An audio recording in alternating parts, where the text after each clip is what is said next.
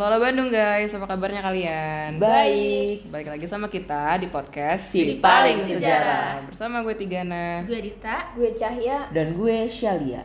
Hari ini kita mau bahas tentang apa nih teman-teman? Nah, hari ini kita mau bahas tentang USSR nih. USSR tuh apa sih?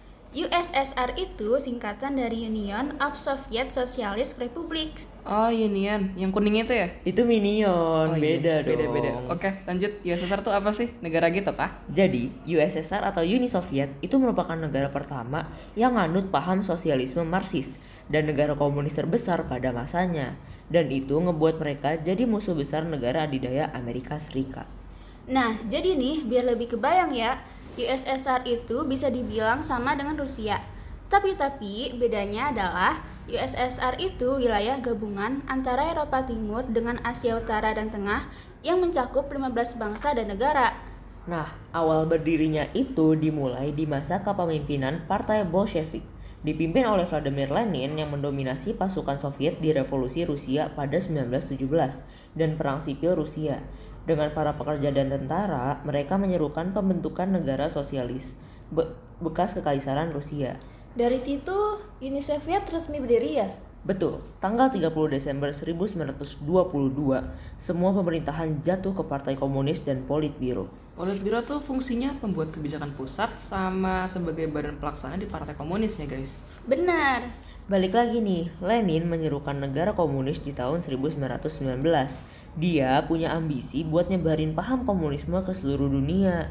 Makanya dibikin Komintern atau Komunitas Internasional yang tugasnya menyebar paham komunis ke seluruh dunia.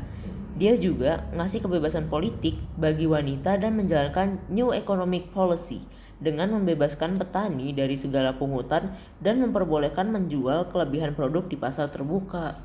Berarti dampaknya ke perekonomian negara ya? Karena itu nguntungi petani kan? Dan itu jadi ngehidupin perekonomian Uni Soviet juga. Benar banget.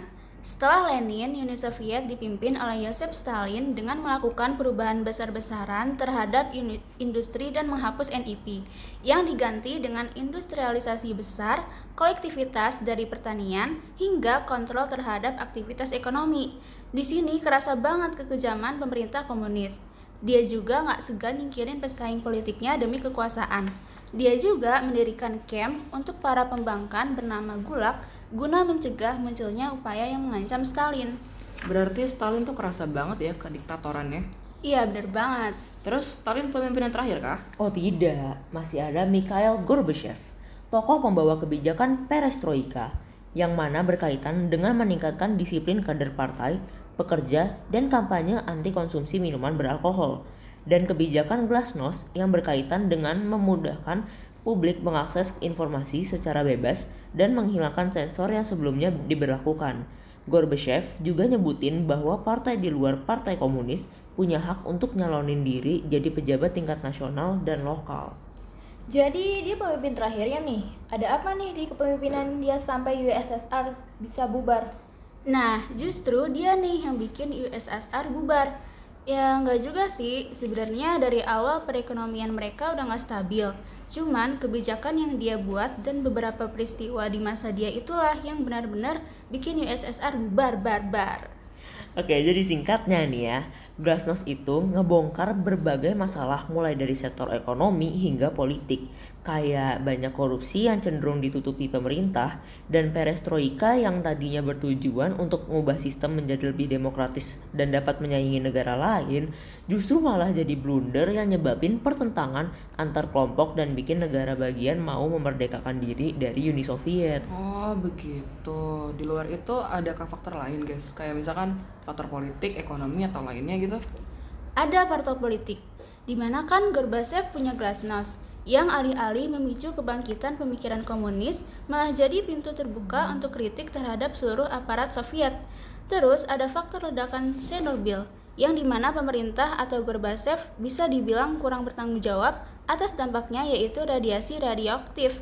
Nah, mereka nggak ngeluarin pernyataan resmi setelah 18 hari setelah bencana yang mana bikin kepercayaan terhadap sistem Soviet hancur. Oh, tadi disebut juga tuh sistem ekonominya udah nggak stabil. Kenapa bisa begitu? Karena kan ada pertumbuhan ekonomi yang berjalan lambat, sementara terjadi kenaikan upah yang memicu inflasi dan kebijakan fiskal negara yang justru bikin negara makin rentan. Sama adanya peningkatan anggaran untuk riset dan pengembangan militer, karena kan mereka lagi perang dingin ya, jadi kayak ada peningkatan anggaran di riset dan pengembangan militer serta pertahanan, yang mana gak seimbang sama keadaan ekonomi negara.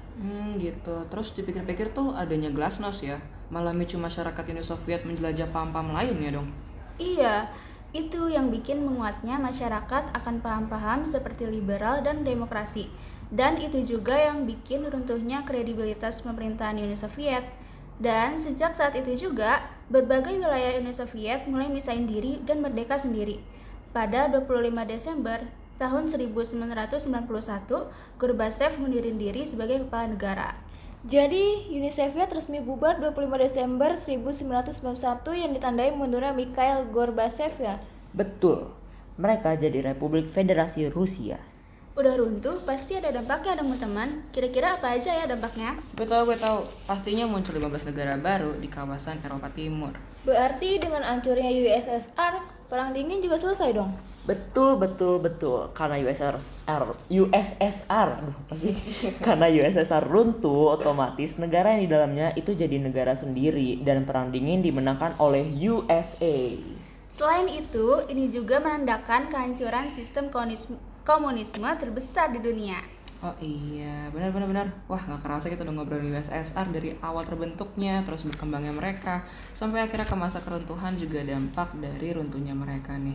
Makasih teman-teman, gue jadi makin tahu deh tentang USSR.